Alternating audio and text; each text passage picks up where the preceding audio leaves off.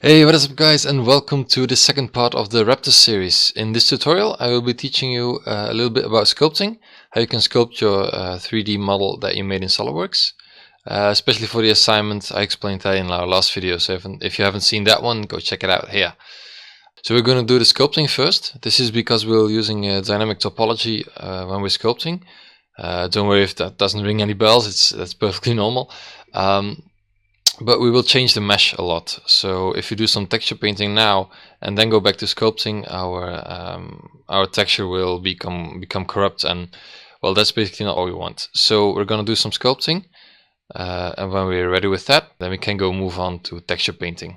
Now this step is optional. You don't have to do it, definitely not. It's your choice, but you can add some great detail. So for example, this little raptor head that I showed last time, that I had printed out in 3D, has some really nice detail on the back. So that's just not just the colors, but it's got some profile as well. I don't know if you can actually see that on camera, but it's got some actual ribs and some actual details. Now that would be quite impossible to make in SOLIDWORKS, so I really like to add some really fine extra detail in Blender before we go to texture painting. Now it's really important before you exported your 3D mesh out of SOLIDWORKS that all the surfaces, the big surfaces of your model, were knitted. It's fine if the teeth or the eye is a separate object, but when you have transitions from the neck to the body to the tail, it's really important to have it all in one smooth surface that is knitted together, that has become one perfect solid surface, one continuous surface, let's put it that way. If that's not the case, if you have some problems with your SOLIDWORKS model, it might become quite hard to sculpt in Blender. You might run into some problems. These problems are definitely fixable, but that could be a little hard if you don't know the software very well, and well, it's a surfacing assignment anyway, so your model should be as clean as possible. Only clean models as well can be read by 3D printing software to make things like these or on other printers. So do try to focus on having a really clean and solid object, instead of having a lot of detail but made up of different ugly, ill-fitting surfaces. So without further ado, let's head into Blender. So this is where we landed last time. We've got our mesh right here, imported from SOLIDWORKS. It's looking very good. It's got no flip normals, and we can head straight into the sculpting mode. So for that, you go into here and select sculpt mode. Now if we just start painting like this, you will see what happens. You can sculpt, you can draw some detail, but you can see that you're only moving around the vertices that are already there. So let's undo that by hitting Ctrl Z, like in any software. If I want to add some really fine detail, I'm using F, by the way, to scale my brush. You can see that I really can't add fine detail. So there's a really handy feature to add some detail on the go, and that's this dynamic topology. So it'll actually change your mesh as you're sculpting. So we'll turn that on, and now when I go sculpting, you can see that it adds extra faces right where I was sculpting. So that's a really nice feature. Also, you can see that I'm using a symmetry around the x-axis. You can change that here if your model isn't symmetrical, or you want to have different details on different sides. If you tick this box off, you'll just be sculpting at one side. I'll just turn it on anyway. If your mesh is rotated around the z-axis, so if it's pointing in the x-axis instead of the y-axis as it is now, just press the other things here until it's correct. If I do that now, you see that's not correct. Anyway, so before we start sculpting, I like to have some reference images. So I just went online and had a look at some T-Rex models, some raptor models that other people have made. It's kind of hard to find some pictures of real ones. Wonder why that is. And I collected some, like this one. I really like this example because you can see the crevices made by the muscles. You can see these tendons connecting the tails, and those are some really nice details that I'd like to add to my model. It's got some creases right here. It's got some details on his head as well. I've got a great picture of a head somewhere, yeah, like right here. You can see this nose bridge thing. So if you'd like, you can try to replicate that. Now I'll start with doing some of the general muscling here. For that, I'll be using a brush, a different brush maybe than this one. So just click this panel and you can see some brushes with some previews, how they look. I really like the clay strips one, definitely for adding muscles. I'll be pressing F again to scale the brush. You can draw on some extra muscles just like this.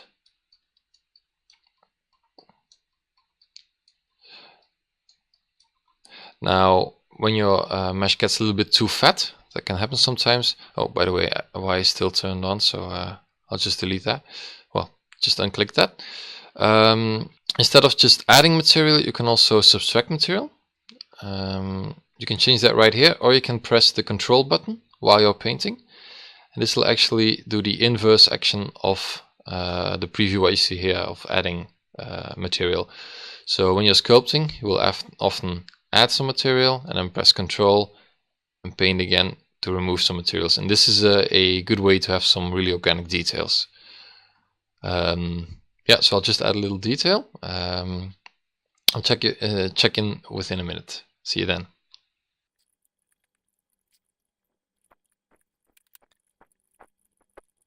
All right, so that's some nice muscle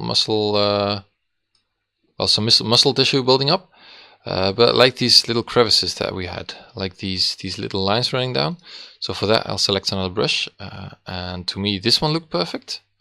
So if I just draw with the crease brush, you can see that it kind of pinches your geometry in the middle and gives you this little crease thing. Now this one is a bit too hard, but I'll be using that brush to get these nice muscly dividing muscle lines. I don't know how you call them. We can use those as well. This is a great brush as well for using, like right here, because now my leg is connected to the rest of the body around the really big surface. That's not what I want. So you can use this brush to actually pinch around and kind of, wow, it's kind of hard to explain the things you sculpt. It's easier just to show what I'm doing. But using this brush, you actually tighten up this and it doesn't look as connected anymore, because normally in a real Raptor, of course, it'll only be connected like right at the top to not hinder the movement when he's running. That's actually a great one. Maybe, I don't know, does the Raptor have a knee right here? Well, probably. I'm not really going for anatomical correctness here, but I like to add like a little crease right here, suggesting his knee. Maybe around here as well. It's a great one to use for like this heel, I guess. That's actually a really nice brush to add some detail. I saw some detail the other day, but I can't find the picture back. But I really liked how it looked. And it's actually like, well, I'll just show you. It's like this.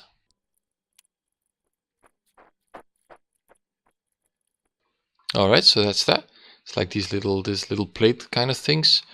You can use it between the toes maybe to have like a nice little crease here.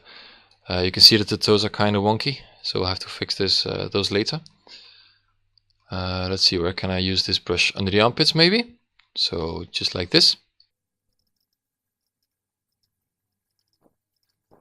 All right, and maybe he's got some muscle in his neck as well, so we can use this brush to have some muscly lines right here. I'll just draw some on. Doesn't really matter. I'm not really going for any anatomical correctness. If you do, feel free to do so. Have a look at real muscles, how they work, how they run around the skeleton. Do whatever you like to do. So I'll just finish up with this brush and just have a look at what we've got then.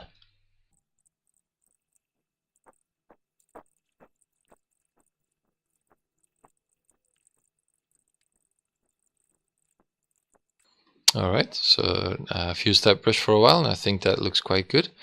I want to focus on a little another detail that you might have as well. And that's like the tendons that run up from the toes. So you can see that really nice in this picture, although it's a little low resolution, although it's a little bit in a low resolution. On here as well, you can see these tendons. I won't be sculpting the actual plates. That'll be done in texturing and painting. But you can actually add this little bridge running up his feet. So for this, I'll use another brush. For this one, I'd like to use the sculpt draw. So that's one of the most basic brushes. I'll make it a little bit smaller and just add some detail like this. Now you can see as I do this, it's actually way too hard. So you can tone down the strength to something more appropriate. Just have a feel at what you like. And I think this strength is a little bit. I think this strength is a little bit too low. It's quite low in late in the evening. I'm getting a little bit cold, so I tend to stutter a little bit more when it's cold. Please do forgive me. So I'll just use this brush, to draw these little tendons on. And actually it's adding a little bit too much geometry. It's getting a little bit too fat, so between these tendons I'll press Ctrl and then just delete some of the material right there by actually using this sculpt brush, but using it in the opposite way as we did, so just removing material instead of adding it. So that gives us some really nice tendons, maybe some extra knuckles as well on his toes, maybe like a little bit more fatness around here where his bones meet. If a raptor's got any of those, you can have a look at some skeletal reference maybe and judge for yourself. Maybe a little bit on his heel as well. So he's got a bit more of a good looking foot. I've got one of the tendons from his largest toe, so that should be quite a big one. Alright. And some more away here. That looks really good. Now, as we're moving around the model, you might have encountered some problems. That's because the camera moving system is a little bit different than in SOLIDWORKS. Now, to help you out, there's a really nice feature. It'll help you zoom around your model a lot faster. So we go to File and User Preferences. You can go to Interface. It's already on Interface. And then just tick on the auto depth and zoom to mouse position. So what this will do, it'll zoom to where you're pointing. So if I'm pointing to the tail, it'll zoom there. If I'm pointing here, it'll zoom there. And secondly, the camera will move around the object that you've got under your mouse. So if I've got this part of the mesh under my mouse, it'll move around, keeping the tail very still. If I've got the nose selected, well, not really selected, but just my mouse over there, move around, you can see that the model moves like that. So that's a lot more like SOLIDWORKS, and I hope you find your way a little bit better like that then. So I'll just finish up with these tendons, and I'll see you again.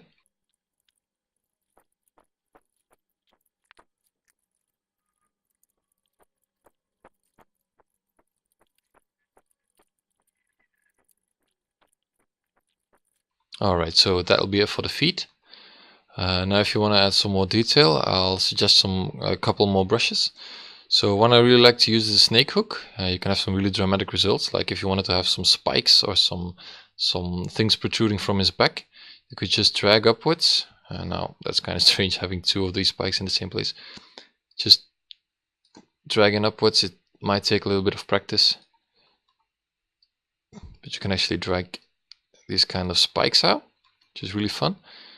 You can use some other brushes to sculpt further on these, like for example the draw brush, to get this maybe a little bit longer. Just try to have some more detail on these spikes. Maybe you can use the crease brush that we used before to make them stand out more, like that. Another brush that is really handy to use and I use all the time is the smooth brush, and this will, well, basically smooth out your geometry. So for example, when I was using these brushes on the feet, I've got some really nice knuckles here, but the tendons kind of stop abruptly. So the smooth brush is a really nice one to make them kind of blend into the rest of the foot. You can use them anywhere your geometry seems a little bit too rough. Like for example right here, that crease is a little bit too deep maybe. You can use the smooth brush to smooth it out. If it's a little bit too strong, you can always tone down the strength and just have it that way. But yeah, that looks kind of fine to me. I'm not gonna have these spikes, but I did some smoothing, so I just want to reverse these spikes. To do this, I'll just use the well, I kind of did a bit of a mistake here. Well, basically the smooth brush. I'll just have to brush over it, I guess, till it disappears. There's some better ways to do fixing up like this, but this will do for now. Looks actually great. Maybe deflate it a little bit with the deflate brush. A little bit more smoothing. And there you go. So you can always kind of bring back the original model if you want. I'll just do the same for these two spikes.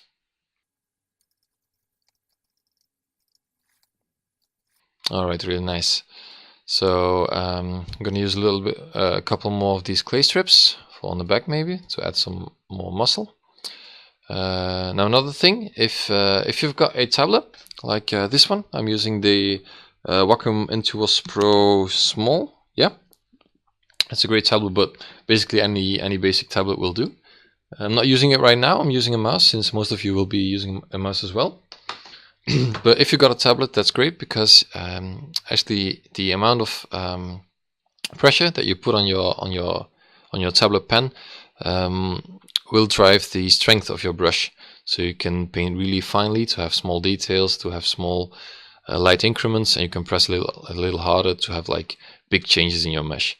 So that's a great tool if you have one. Definitely try to use it.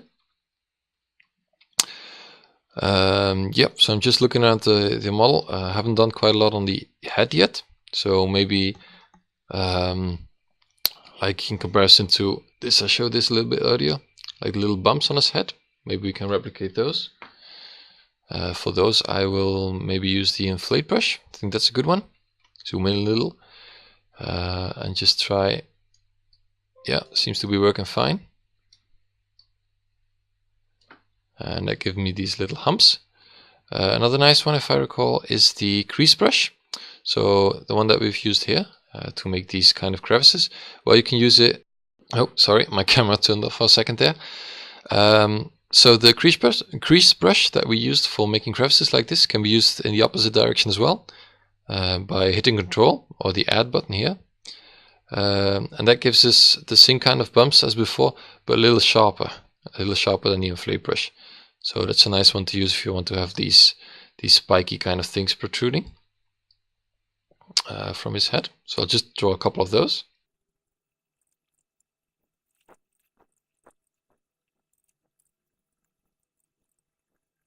Alright, so I did some on the back as well. I think it gives a really cool effect.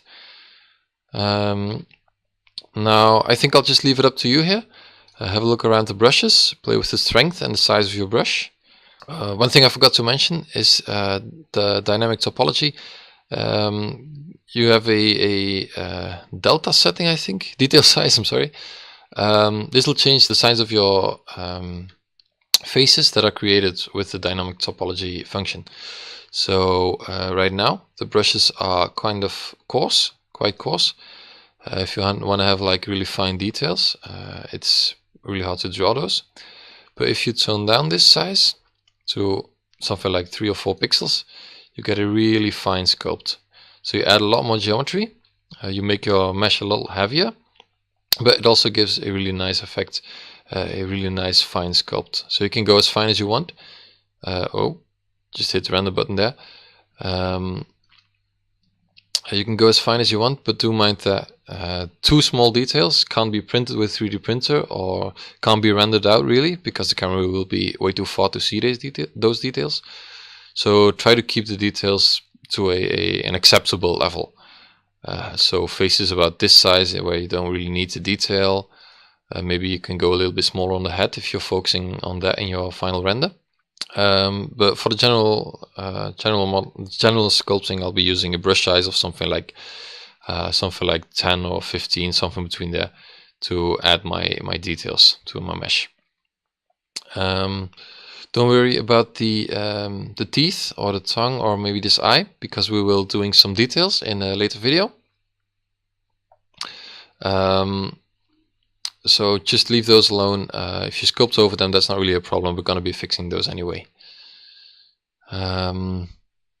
So yeah, have a look at your brushes. I'll finish up my model real quick with some of these brushes. Just have a look around.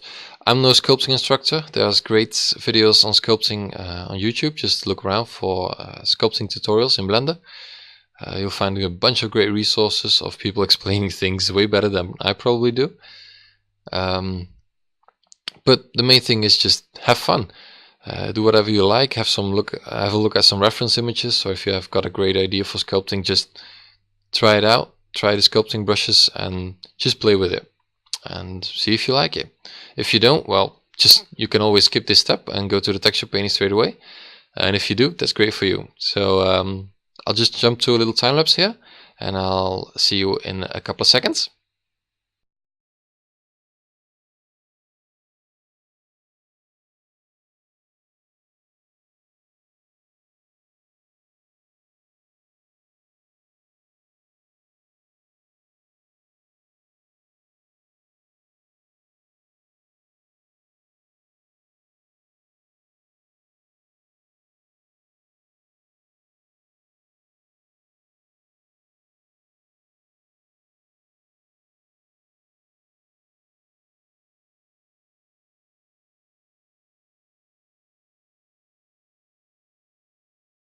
Alright, so this is where I will end my sculpt. If you want, you can go on sculpting using the brushes a little bit more.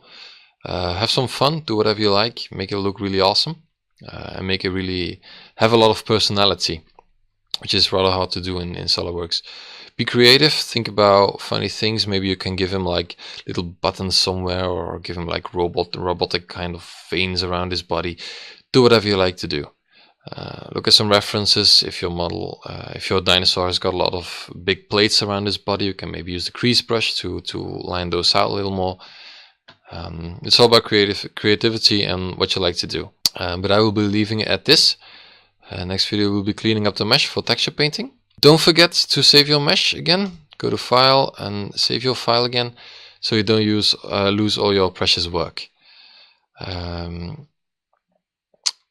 One thing I forgot to mention, I always sculpt with my mesh flat shaded. That gives me a little bit more control on how my mesh looks. But if you don't like this, just go into the dynamic topology here when you're sculpting and press smooth shading. This will completely smooth shade your object. You might see some issues, but we'll be fixing those in the next couple of videos. In the next video actually. Some issues like, for example, here you've got some of the flat facing of the mesh shining through. We'll be fixing that. Or maybe, well, here we've got some weird geometry going on, some weird speckles that aren't supposed to be there. Or here some strange lines. So we'll be fixing that in the next video.